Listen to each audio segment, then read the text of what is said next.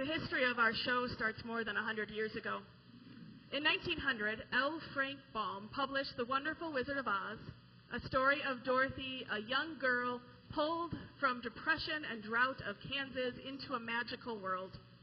Baum spent years involved in theater and joined forces with others, and The Wizard of Oz first became a musical and staged in Chicago in 1902 and found its way to Broadway in 1903. There are pictures. Honestly, it kind of seems like the stuff of nightmares. I'm sure it was great. In the 125 years since, there have been nearly 120 adaptations or media influenced by Baum's story, including but not limited to the Oz Kids, Tom and Jerry and the Wizard of Oz, and the Muppets of Oz. Oops, that was probably too soon. And while most of us haven't seen these, and probably we haven't read the book, or the 13 sequels Baum penned, you have probably seen and know the 1939 movie musical with Judy Garland. The movie became a stage show in 1942 and was rewritten again in 1987 with songs from the movie, and it's probably the one that is performed in most local theater productions. What I discovered, and did not know until this week, was that in 2011, Sir Andrew Lloyd Webber and Tim Rice reunited after years of disagreement to write a stage musical of The Wizard of Oz, adding new songs to the ones from the movie. And while it toured across the country, it never made it to Broadway. Oops. Now, Dorothy and the Wizard did return to Broadway. Nobody really seems to care about what happened in 1903 Broadway, so this is kind of the first official time. In 1987 with The Wiz, a telling of the story from the black community, filled with language from the black community and references and Motown music. So, in case you don't know the story, Dorothy is a young girl living with her aunt. We'll hang out there. Living with her aunt and uncle on a farm in Kansas. She feels out of place. Maybe she misses her home. She misses her parents. Feels her life is more than this dry country farm. And she gets caught up in a tornado that lifts her home and drops her in the land of Oz and on the Wicked Witch of the East, which is when she meets a whole bunch of new people, the Munchkins, Glinda, the Good Witch of the South, and then her traveling companions, the Scarecrow, Tin Man, and Lion, each longing for and looking for something that would make them whole. And all the while, Dorothy is asking about going home. The four of them follow the yellow brick road to meet the mighty and wonderful Wizard of Oz, who says he can get them what they want if they kill the Wicked Witch of the West.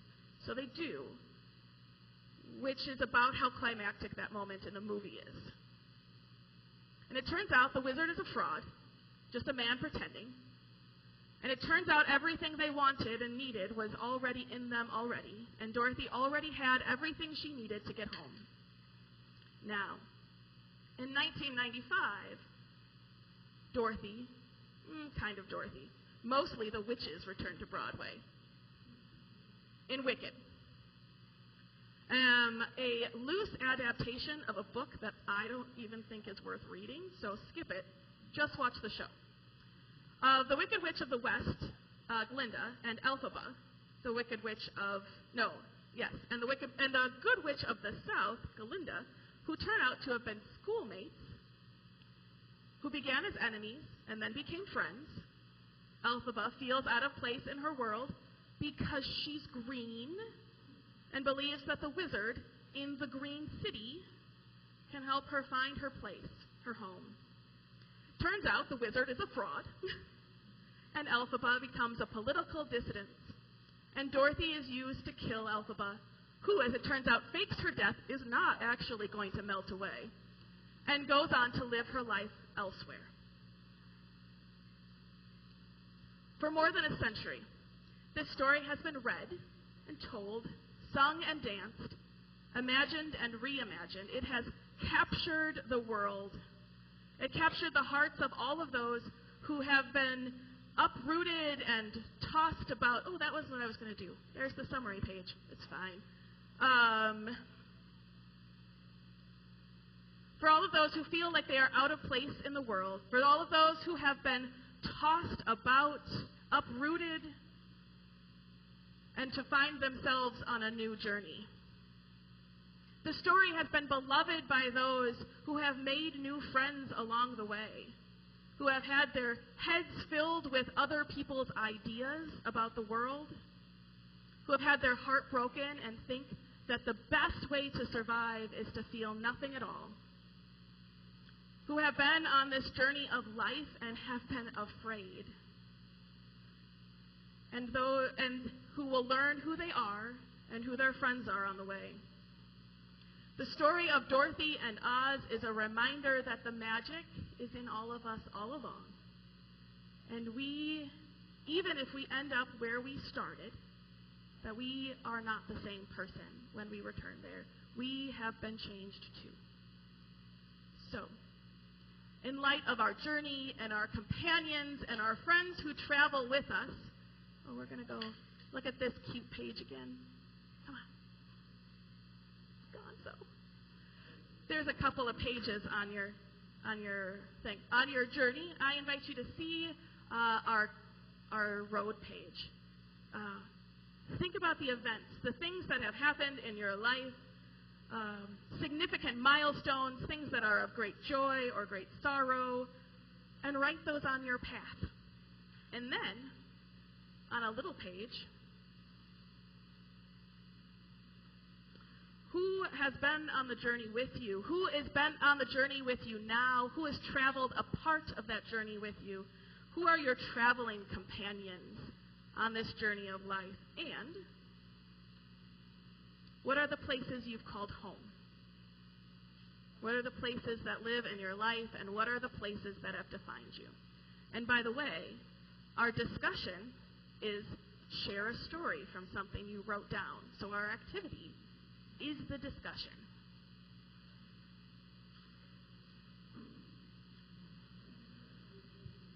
But not yet.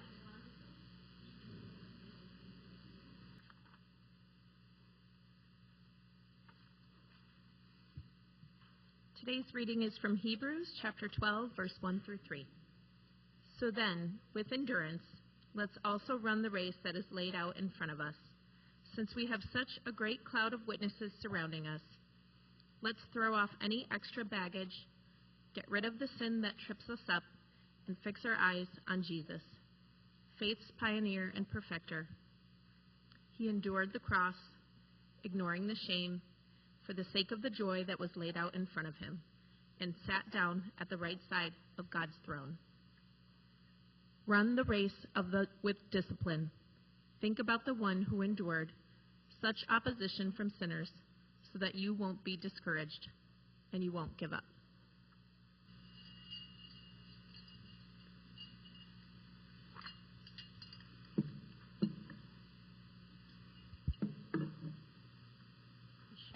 Stay there.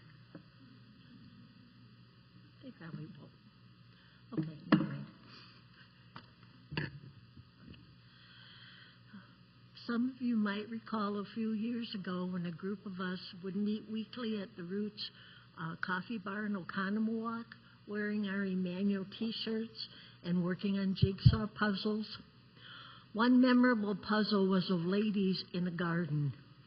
And while we struggled to get the pieces in the right place, we'd scour the pictures on the box, trying to find women from our church. Say, oh, look, there's Francine, and there's Marion Pike, and do you see Don over there with the hedge trimmer? Yeah, it was a blast. It was really funny. Week after week we'd do that. Anyway, similarly, as we look around our tables this morning, do we see ourselves or others in the Oz characters here? Do you have a Miss Gulch in your life? Anyone identifying with the cowardly lion or the hard-hearted tin man? Are there lovable little munchkins in your life? Any wizards or flying monkeys among us? What a fun way to look at each other and, of course, ourselves. I'm pretty sure I'm a munchkin at heart, and not just because I'm short.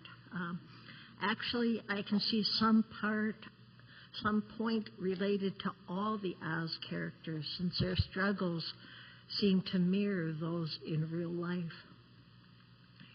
Today's scripture from Paul admonishes us to run the race with endurance, the race laid out in front of us, noting that we need to let go of the things that hold us back, trusting on the great cloud of witnesses that somehow surrounds us, and fix our eyes on Jesus and the example he set for us.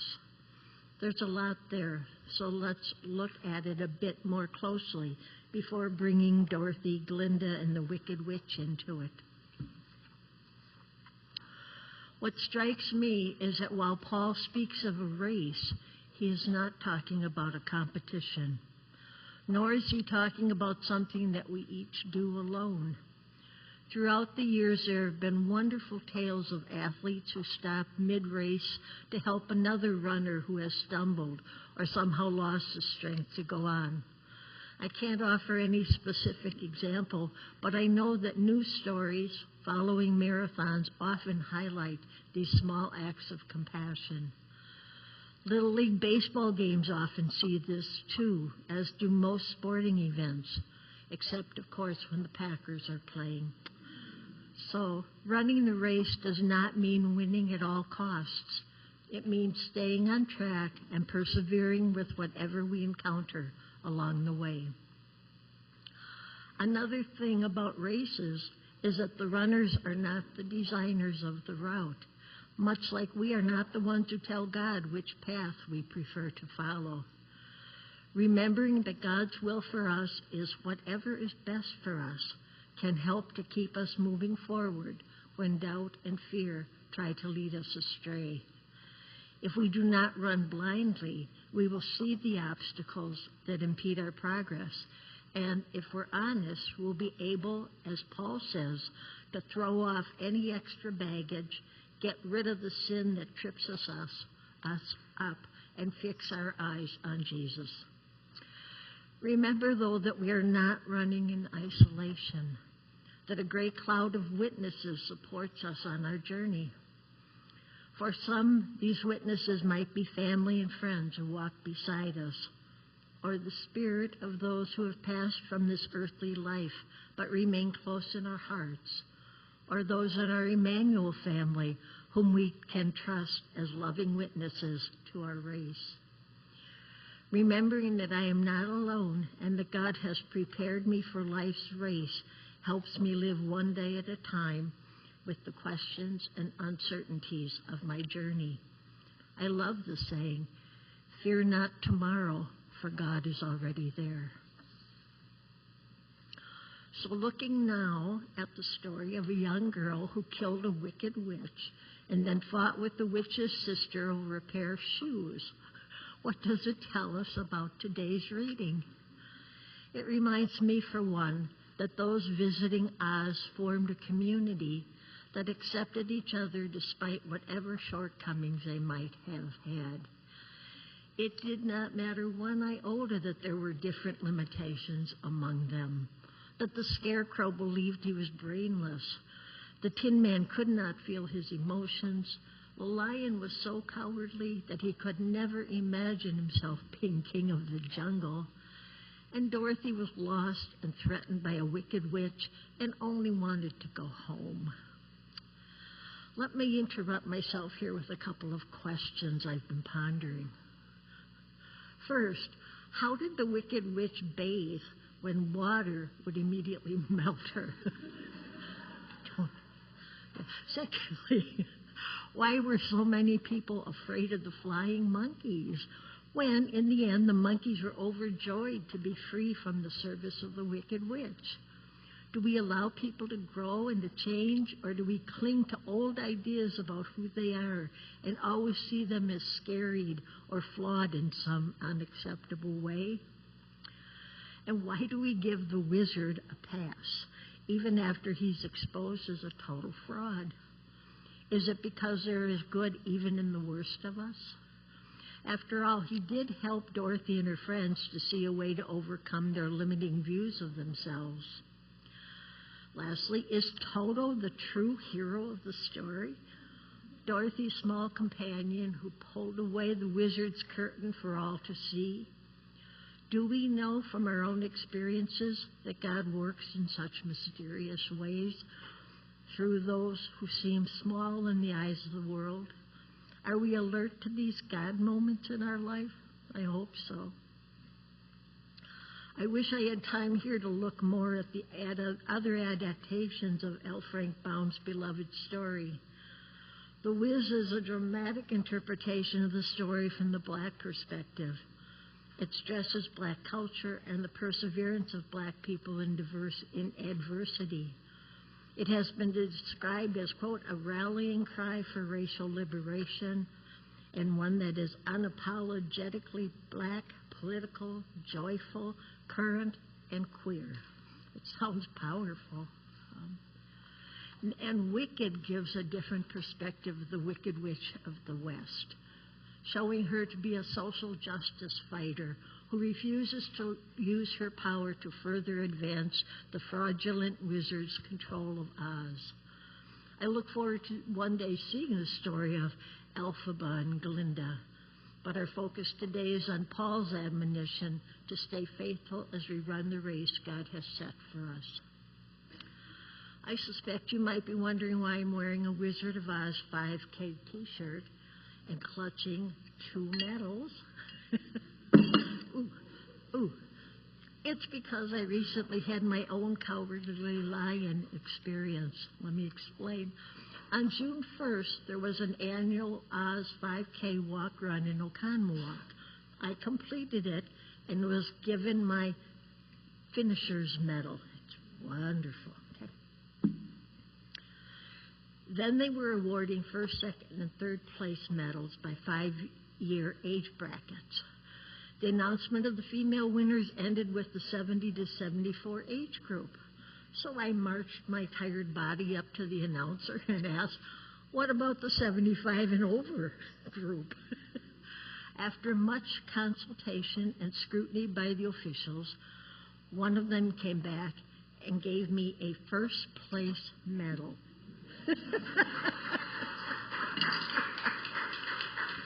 In that moment, I fully understood how the Cowardly Lion felt, how empowering it was to be given that simple medal. However, as Paul Harvey would say, now for the rest of the story. Well, the next day, I got a picture of me from the event's organizers showing me crossing the finish line. Okay? The picture noted, though, that I was actually number 109 out of 114. I'm assuming the last 5 never finished the race. And being number 109 didn't matter to me. I had my first place medal, and I felt like a champion.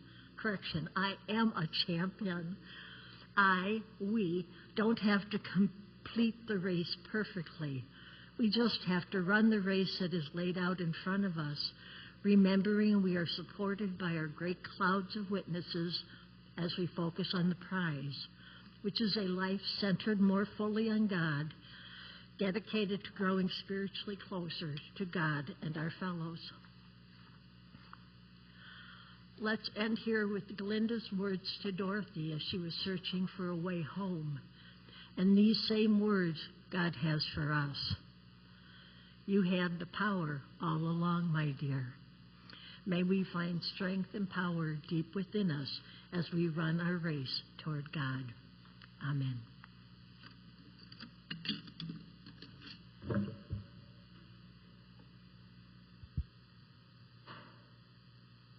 I invite you to share some stories of what you wrote down, of the people in your life, of your cloud of witnesses.